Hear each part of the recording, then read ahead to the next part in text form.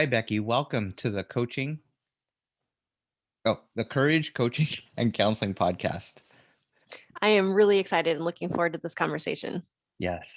Uh, we've connected on social media for the past couple of years, but this is our first conversation. Yes, I'm really glad to actually talk face to face, not just by typing on Facebook. Yeah. So let's start with your background for listeners. Sure. I grew up as a preacher's kid and a military brat. So my dad was an Army chaplain, and I've moved something like 35 times in my life. I lived Wow. in Alaska and Germany and California and Missouri and a bunch of other places. Went to college in Oklahoma, where I met my husband. And we lived in Rhode Island together for about 8 years. And then for the 8 years after that, we were living in the Netherlands, and I was serving on the pastoral staff of an international church. And we've just moved back to the US about 7 months ago, and we live in Wheaton, Illinois now. So we've got 5 kids and 2 cats, and we made this huge family transition back to the US in the middle of a pandemic. It's been wild trying to integrate into a new community and go through reverse culture shock while really not leaving the house for 7 months straight. So there's been a lot of upheaval in our lives, but we're excited to figure out what God's calling us to do next. Wow. Um, in my undergrad, I studied writing. And then I just finished my seminary degree at Northern Seminary studying with Scot McKnight. I just graduated in October. I did that long distance from the Netherlands. Wow. And because of the time difference, I was doing online classes in the middle of the night, Dutch time, which was really a stretching experience. So Wow. now I have a master's in New Testament context, and I'm hoping to do a PhD maybe in a couple of years. I'm doing the preliminary work to get ready to apply. I'd love to do the PhD in New Testament at Wheaton College. So we'll see. That's just down the street from my new house. And I'm working on a book. I'm turning my master's thesis on Jesus and emotions into a book for the church. Wow. I'm looking forward to talking to you more about Jesus and emotions. But I'm curious about like your life so far.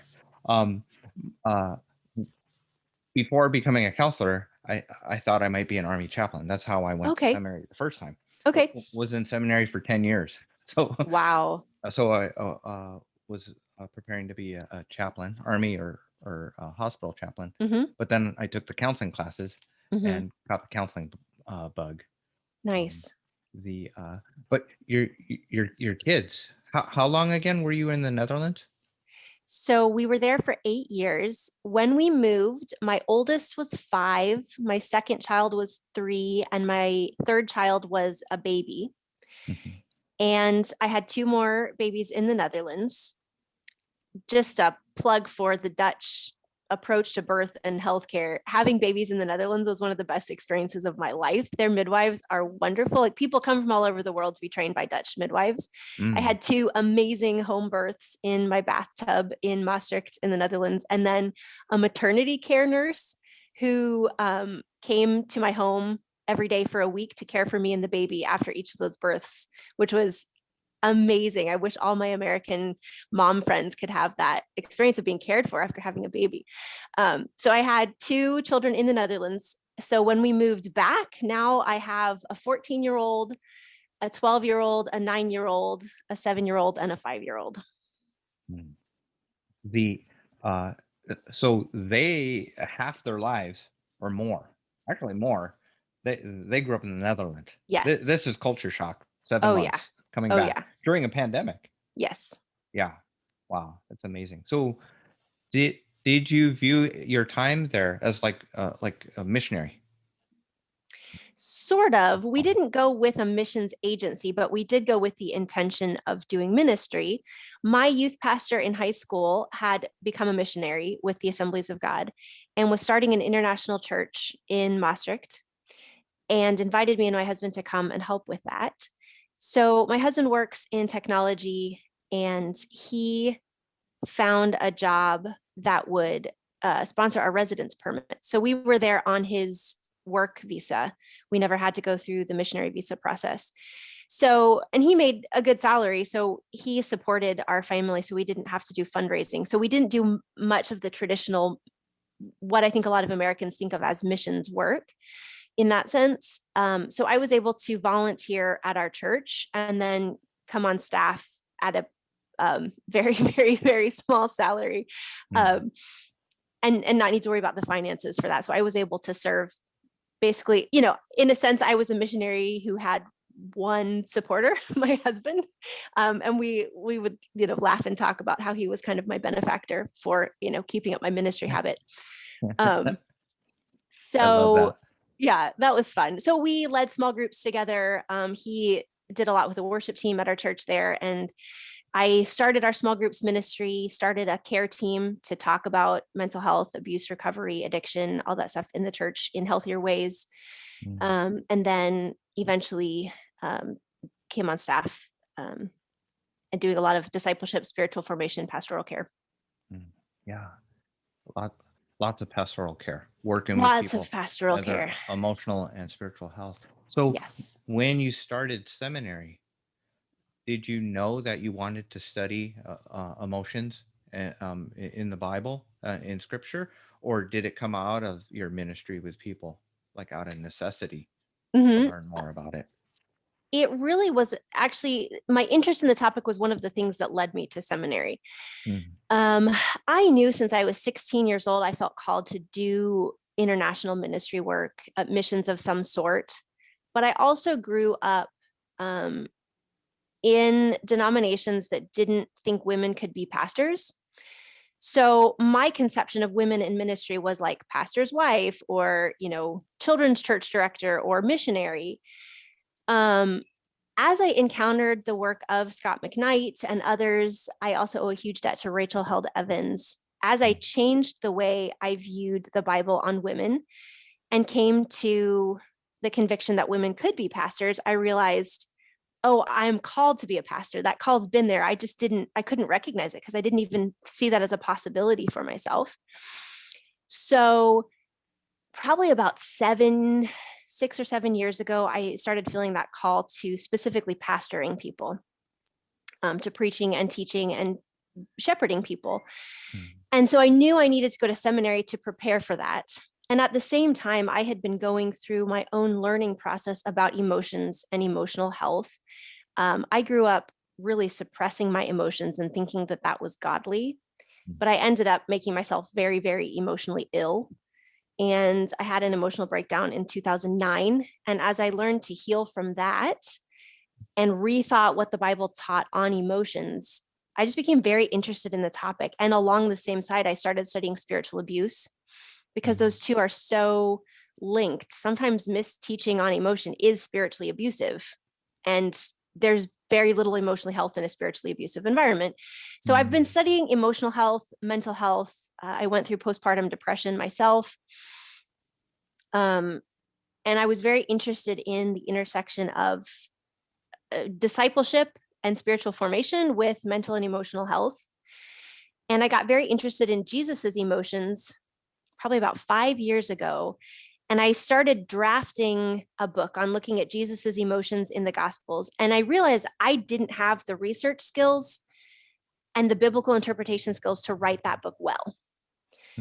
So that's a very long answer that involves my story of calling and all that. But it was that combination of feeling called to pastor and wanting to learn how to do proper academic biblical research and interpretation so that I could write about Jesus's emotions and understand it, because I knew it was a need in the church. I knew we needed to change our conversation around emotions and discipleship, but I knew I wasn't educated enough to really lead that conversation or contribute something meaningful to it. So I went to seminary already knowing what my thesis topic would be, and worked with Dr. McKnight to refine that approach to emotions and discipleship, culminating in my thesis project. That's a little different than a lot of seminary students and probably your classmates. I'm sure it is. Yes. Yeah. You don't do things halfway. Like, No, like I am I an all-in person. I have this goal. I have this picture of this book that I want to write. I'm gonna go to seminary to make it like what it needs to be. Well, Um, and in the process, like really what I feel like I ended up learning by the end of seminary was how little I know. hmm, Right? Like I feel like I know less now than when I started, just because I've seen the scope of biblical interpretation over the past 2000 years and my little knowledge of it. So hmm. now I'm like, I think I need a PhD to go further on this. Let's keep going. Let's keep going. Yeah. Wow, that's awesome. So, um, I I want to pick your brain about that, but I want to go back, if I may, and I don't want to press too much. So share what you'd like. But I want to ask you about 2009 Mm-hmm. and the breakdown, because I think a lot of folks that struggle emotionally, um, they they're scared of having a breakdown, a nervous Mm-hmm. breakdown. Mm-hmm. Um, so could you describe it, if you're comfortable, like what that was like or what that Mm-hmm. looked like? Um, because I'm hoping it'll help folks be aware of, like, am I there? Am I having one? Am I in the middle of one, or am I Mm-hmm. close to Mm-hmm. one? Mm-hmm. That's a really good question. And I realize I said it so flippantly just as I was sort of telling my story and giving the bullet point version. Mhm. And the only reason I can say, oh, by the way, I had a complete emotional breakdown and then move on is because of the amount of therapy that I've done of processing and healing from all of that. Mhm. But it really was a terrible experience when I was going through it. Um, in 2009, my first child was 2 years old. My second child was 9 months. And I think I had postpartum depression after my first child was born, but I had no concept of mental illness, postpartum depression. Um, Therapy was seen as something you didn't need in the church. So there was no one around me was talking about going to counseling.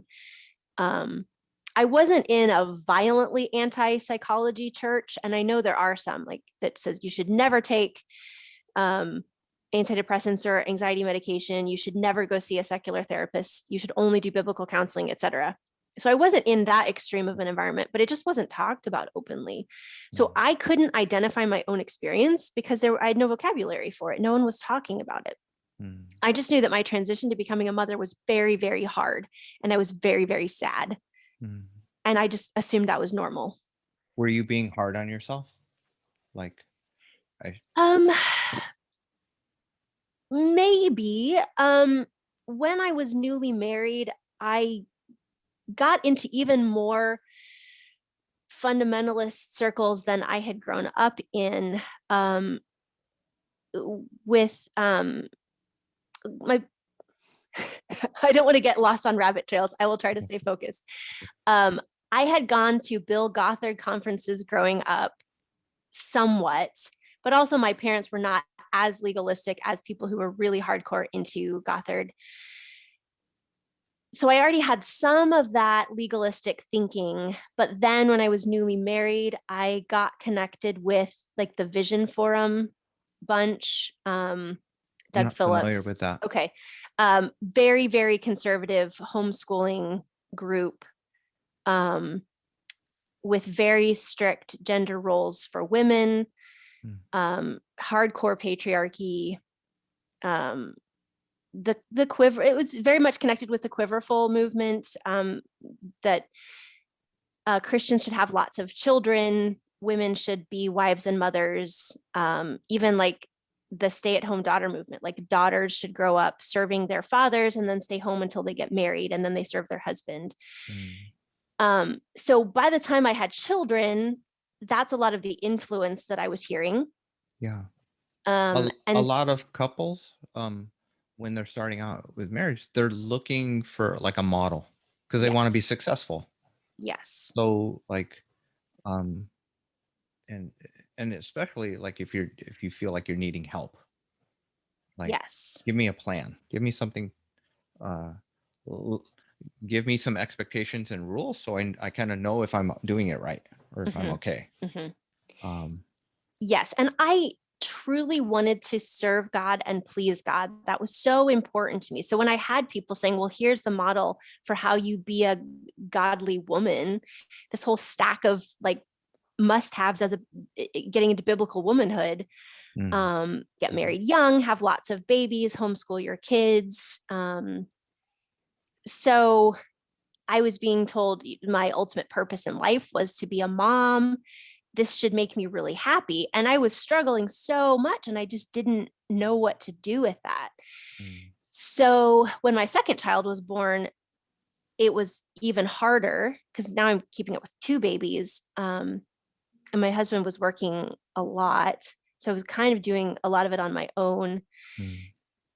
And so when my son Joshua, my second child, was about 9 months old, I flew halfway across the country to a family get together to my hometown in Missouri.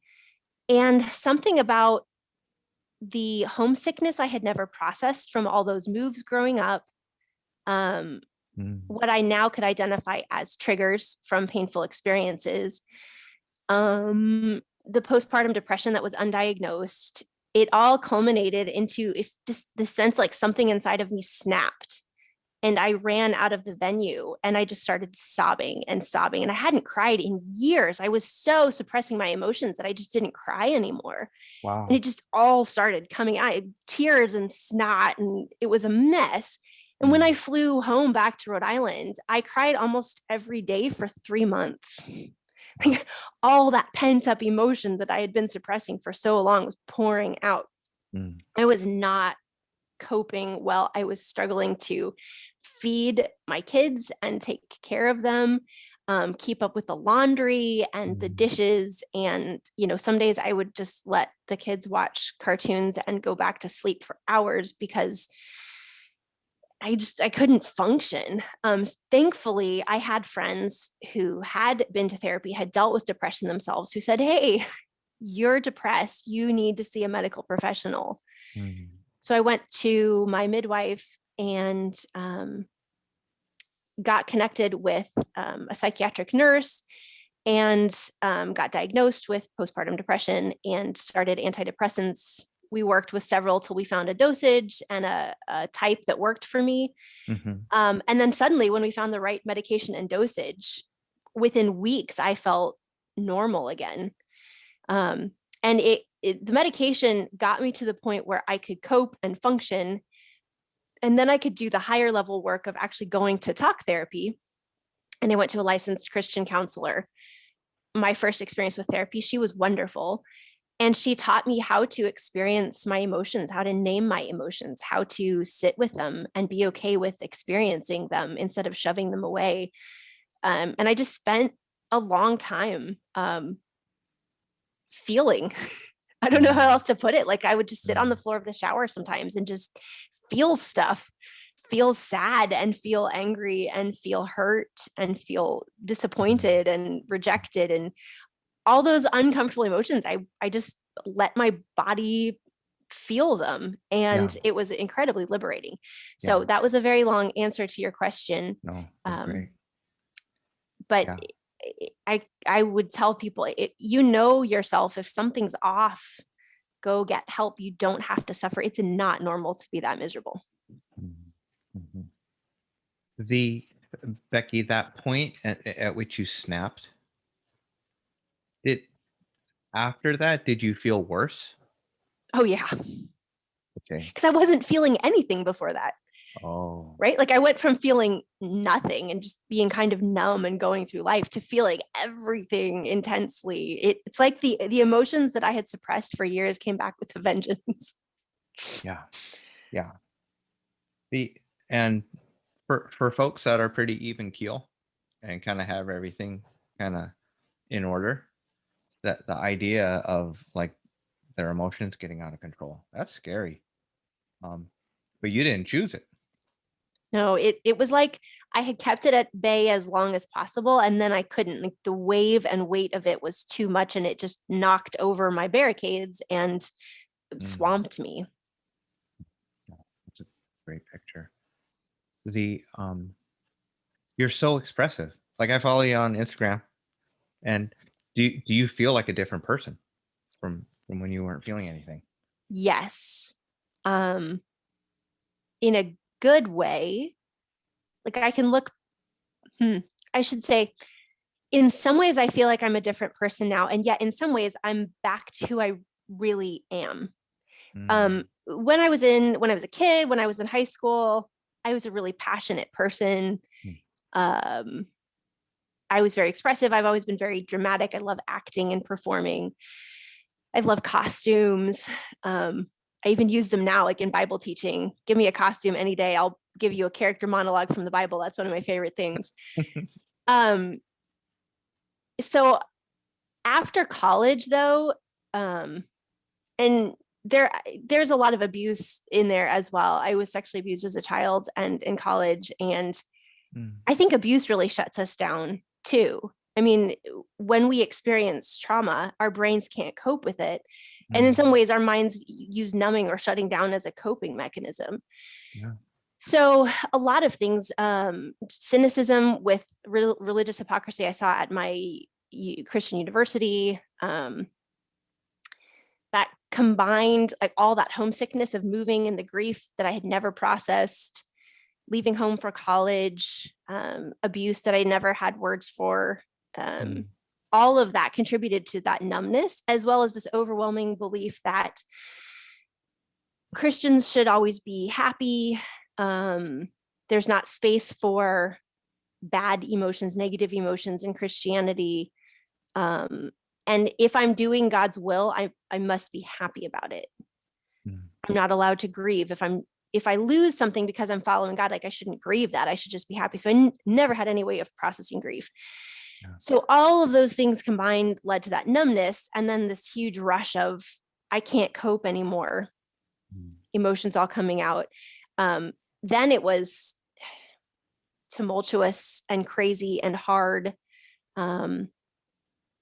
And then I got to a healthy place after therapy, but I never really went back and dealt with the abuse trauma mm, until about 2018, when sexual assault was so prominent in the news.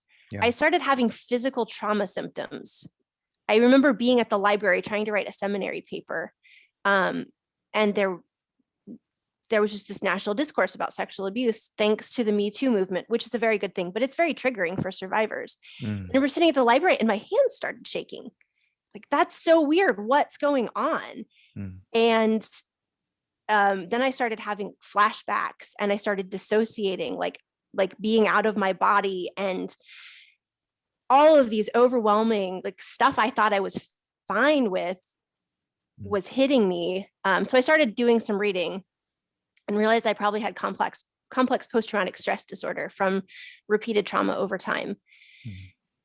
mm, So about 2 years ago, I reached out to a therapist that I knew through Twitter and asked about doing EMDR, which I had read about is a good treatment for complex post-traumatic stress.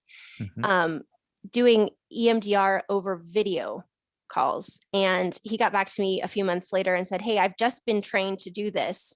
So if you want to try it, we can try it." So I started doing EMDR over Zoom with a trauma therapist and worked through so much, came to a whole new understanding of emotions and health, and finally feel like I'm settled in my core self. I'm really who I want to be. So bringing that around to the answer to your mm, question, with mm, all of that healing, mhm, in a sense, I'm a new person, but in a sense, I'm just who God created me to be. Like that glimpse of myself I saw when I was younger, that person I mm. was when I was younger, before I went numb. Through the trauma, and yeah. Yeah, I'm back to that, but even more. I Mm, mean, now I'm 39 and now I have all these years of experience and life and learning. Um, so it feels like being new and being really back to the old me both at the same time. mm, yeah, yeah. Um, the your uh your healing, like you're able to talk about it, um, but it's taken years, Years years, and a and lot of money and time invested in therapy. and you you got to a level of healing, dealing with the postpartum depression, to feel like, but there was more. Oh yeah. Um, and but you got the help that you needed. You didn't um, stop short. Your EMDR therapist, your trauma therapist, Mhm. is he a Christian therapist? Yes. Okay, Yeah. yeah. Though What difference has it made for you to like some folks? They're like, do I need, if I'm a Christian, I should see a Christian therapist, mhm. and some folks that they they're fine with seeing Mhm. who's really good at what they do. And what your thoughts on that? Yeah. I don't think it's necessary for a Christian to see a Christian therapist any more than it's necessary to see a Christian brain surgeon or, dietitian or physical therapist. Someone gets medical training, and a trauma therapist there's medical training in there, as well as psychological training and sociological training, interpersonal training. Um, they're a professional at their profession. They're certified. They're overseen if they're good, if they're doing things right. It doesn't matter if they're a Christian from that perspective. They can effectively treat you. The psychiatric nurse who diagnosed my medication was not a Christian, and she saved my life. Mhm. Um, so I would caution Christians not to get so hung up on needing a Christian therapist that they don't get help if they can't find the perfect person. Um, the way that Christian therapists can help is in relating to our faith background and that part of our story. Because my therapist knows my context and understands it and has been through similar things himself, it made our therapy more effective, because I could reference something and he would understand it. Um, like I can talk about deconstructing like Bill Gothard's views on mental health help, and he already knows, like I don't have to explain the whole thing. He understands the context, so we can get farther in therapy faster because we have a shared context.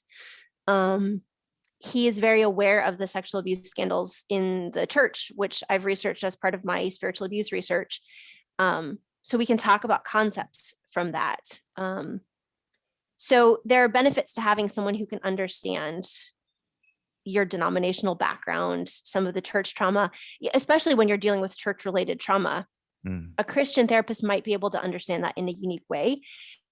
But there's, on the other side, a non-Christian therapist might be able to say, hey, what you're experiencing is not normal. That's cult-like behavior. Like I can tell you that from the outside, that's not safe. Get out of that environment. Where a Mm. Christian therapist might not be able to tell you that. So there are pros and cons to both. I would personally advise someone to stay away from biblical counseling, which may sound bad because I'm a pastor, but like nouthetic counseling that believes in only using the Bible and doesn't believe in using any psychological or trauma informed therapy training, I would encourage people to stay away from that specifically, and actually see a licensed therapist with proper training.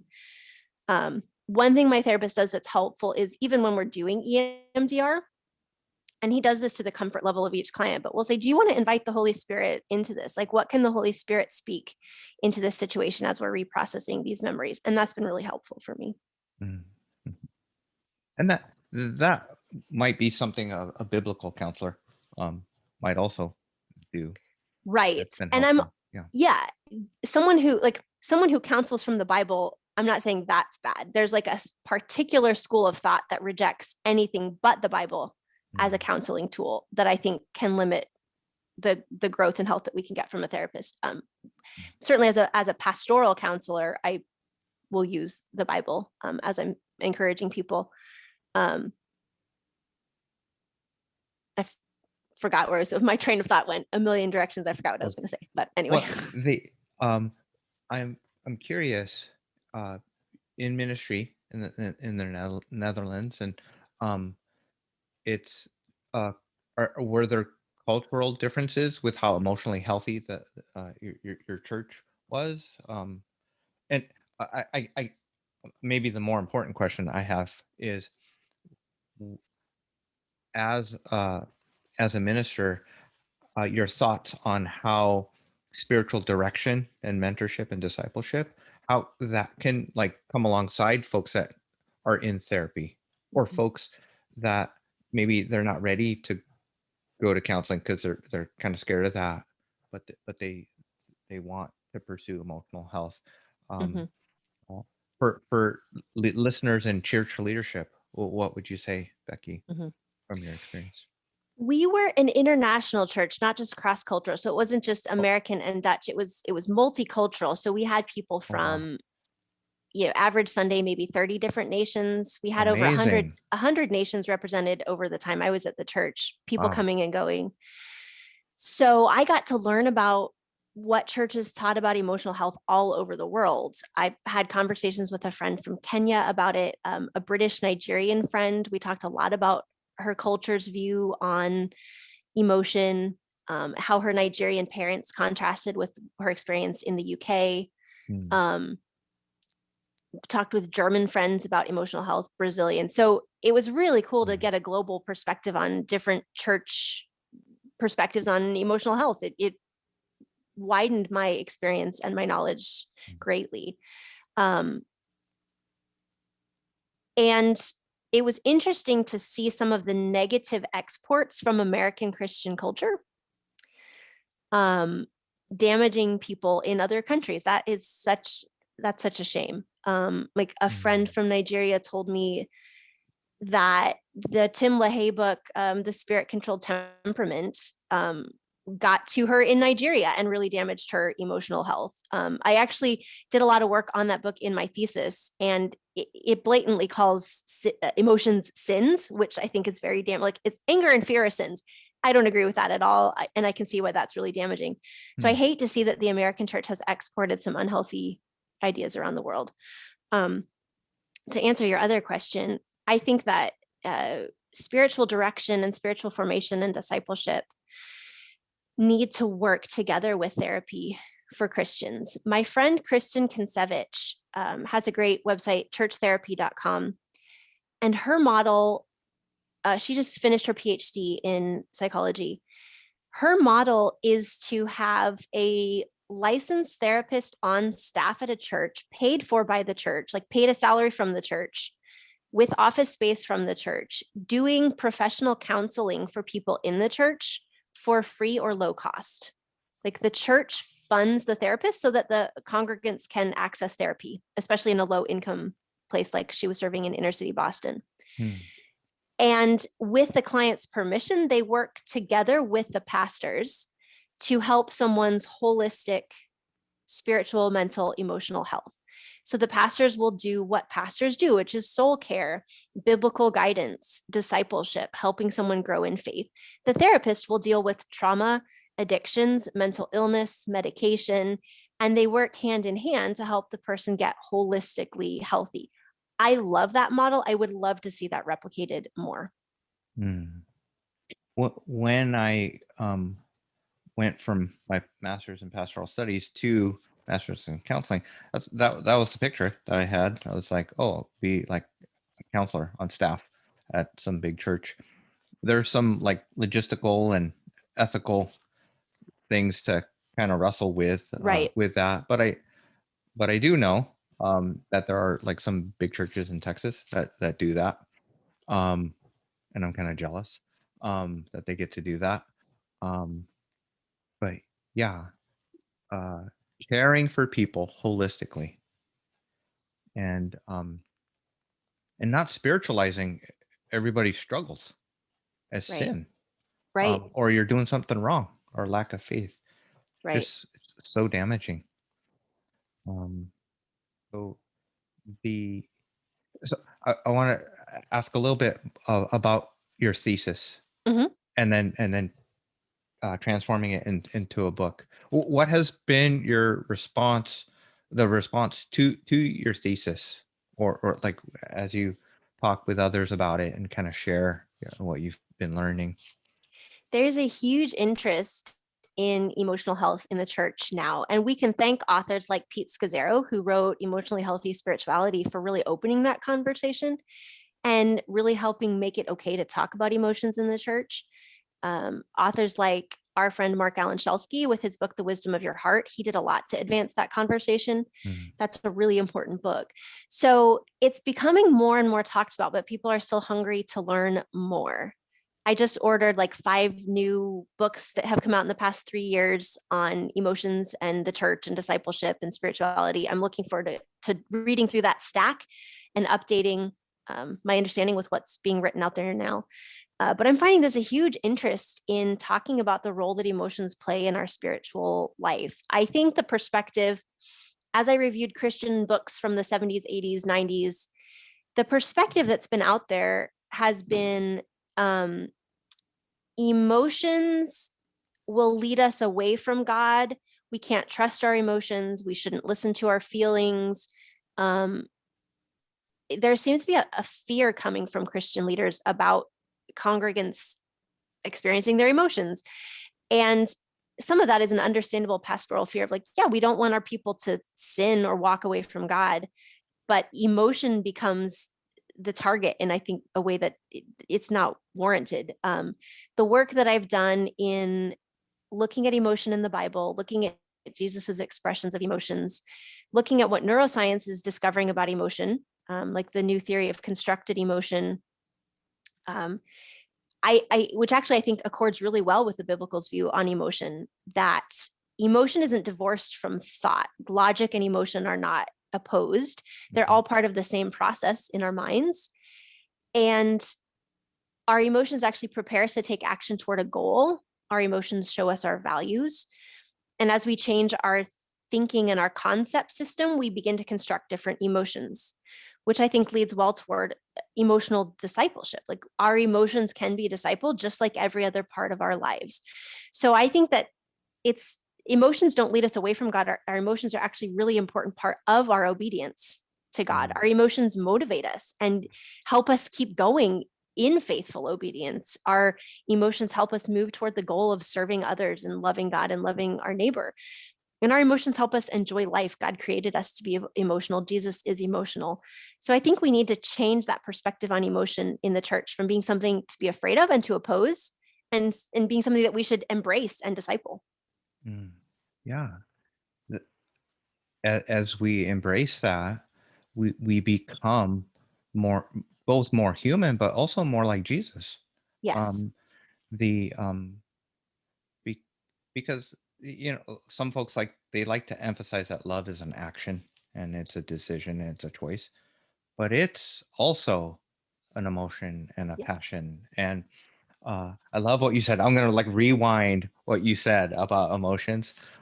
What I share with folks is that emotions are like the fuel, or the brakes, like the gas pedal or the brakes on our decisions.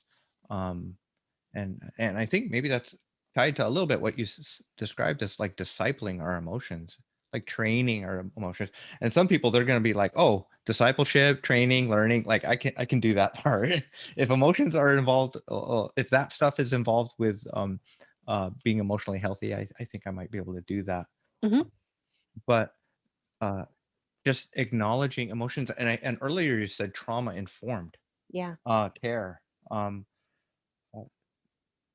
I, uh, if emotions are evil and leading people astray or making them vulnerable to being led astray, um, then then we have to protect ourselves from that and not go Mm-hmm. there. Mm-hmm. But if leaders could understand and parents could understand how important acknowledging emotions, the reality, validating it, and learning how to handle that well, then Mm-hmm. we learn how to uh, grow our people, how to support our people better, how to help them walk by faith better. And when we don't acknowledge or understand how powerful trauma is in the lives of our people, then we don't care for them well. And Yes. it's just so confusing and hard to go through it alone. And it's so easy for even well-meaning church leaders to re-traumatize someone by Mm, handling their trauma poorly.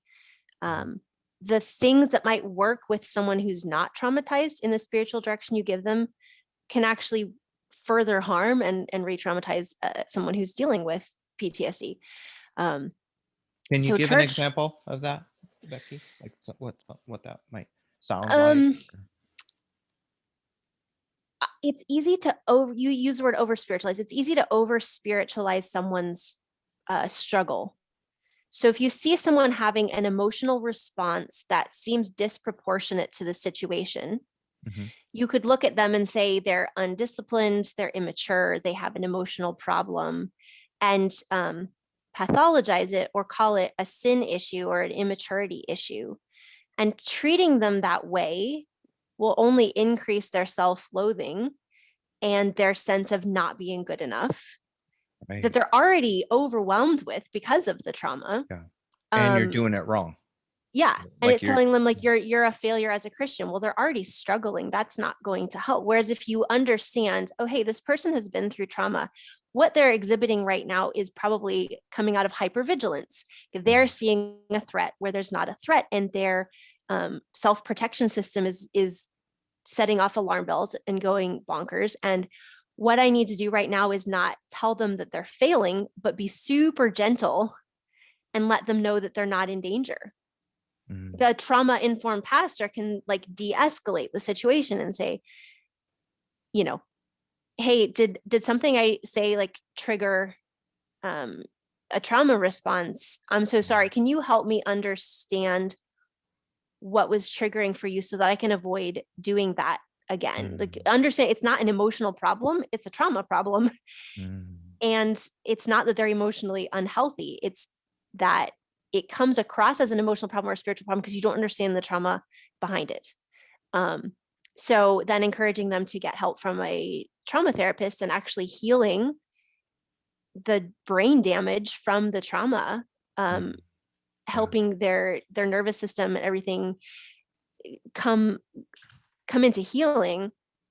Then their emotional responses will become proportionate because they're not experiencing triggers and hypervigilance and all of that. So that's kind of an example, like understanding trauma will help you pastor people better and not further damage them.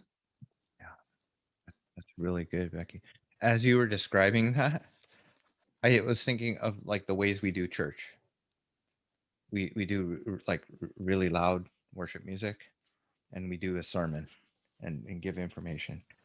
And I thought, I love that stuff, but in terms of someone who's been traumatized, like how healing is that? And I, I, as you're just describing, I thought, man, we need to slow things down, and we really need to turn down the volume to actually get in touch with our emotions or the wounds and the parts that need to be healed, and kind of go slow with people to allow them to heal gently. Mm-hmm. um, um, it's hard to see people suffer. We want them to get better quicker. I mean, I feel that as a therapist. But the it's so easy to write people off. Mm-hmm. So I want to talk to you a little bit about this. Just in the last few weeks, that the idea, or the reality of folks deconstructing their faith, Mm-hmm. and people like, well, COVID made us leave church, Yeah.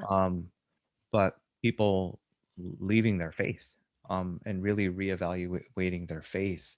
Um, how do you feel, um, your or your experience as a pastor, but also like your research? Um, how does that intersect with folks deconstructing and reconstructing their faith? You said something really powerful in our conversation before you started recording, that so much of deconstruction is people searching for healing from how emotions and other things have been handled poorly in the church in the past. I think that's profound and that's absolutely true. People who have been spiritually abused or given bad teaching, um, are hurt and they need to heal from that. And part of that healing process is dismantling the damaging theology that hurt them in the first place. So much of who Jesus is misrepresented in some ways that we do church and we do teaching. The kindness, the gentleness of Jesus, we miss that too often. So I think part of the deconstruction has been a bit of a buzzword for probably 10 years or so, but I feel like it's getting even more attention now. I mean, I would say I started deconstructing probably 12 years ago, by which I mean reevaluating what I believed and trying to understand healthier ways of being a Christian, because the way I was being a Christian was not healthy. I've come to learn it's not healthy because it wasn't right. It wasn't biblical. Legalism is not the way of Jesus. Harshness is not the way of Jesus. Abuse is not the way of Jesus. I'm going to put those as bumper stickers. Love it. Underline those. Underline. Yes. Yeah. So we have to question the theology and the biblical interpretation that got us into unhealthy places. And so some of that does mean rejecting church teachings, but rejecting specific denomination teachings or specific pastors' teachings doesn't mean rejecting Christianity. It doesn't mean walking away from Jesus. Many of my peers have felt that they had to walk away from the institutional church to find Jesus because they weren't finding him in the churches that they were in. Wow. And I'm not anti-church. I love the church. I believe the church is where God's kingdom is lived out now. I'm dedicating my life to serve the church. So that's not an anti-church statement. It's an anti-bad church statement. It's an anti-unhealthy church statement. Like, let's really find Jesus and exhibit his love and character in our churches and stop hurting people so that churches don't trigger people's trauma. So someone can walk into a church service and find Jesus in community and not be re-traumatized. We have got to figure out how to do that because we're failing. Yeah. And as a therapist, I don't want people, church attenders, church members, to need to come to counseling just for kindness and a place to have their story told and understood and to experience healing. So many of my seminary sisters, the women I've gotten to know at Northern Seminary, are in therapy because of what's happened to them in the church. It is their church experiences that had to send them to therapy because they were so damaged. That's tragic. The place that should be the place of healing is the place of pain and damage. It shouldn't be that way. No. Yeah. I'm glad you're writing your book. Thank you.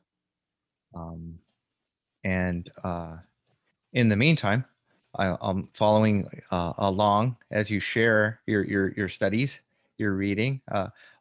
Enjoyed your recent Instagram chapter reviews on the book you're reading.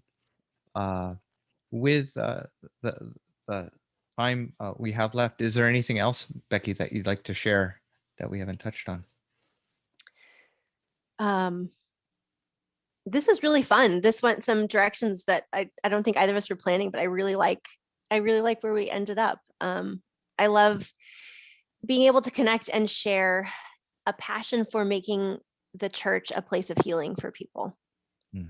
I think we need more Christian therapists who are doing the work that you're doing, is bringing healing to people's hurting places, and also educating pastors and other church leaders on how to do church in healthy ways. That I think is the revolution that needs to happen in the church, is for counselors to train pastors to stop hurting people. That is my passion and vision for the church right now, is that we would become places of emotional health, not emotional harm, that we would become places of spiritual and mental healing, instead of places of spiritual abuse and further damage inflicted on people with mental illnesses. So I love being able to share that passion and doing this work, your podcast, this work that you're doing to bring these conversations around. So I'm really glad that you're doing this. Thank you for coming on, Becky. Can you imagine if when we return to church, getting through this pandemic, that it would be healthier and safer, emotionally and spiritually I for would love to see folks. that. Yes, Great. absolutely. Thank you.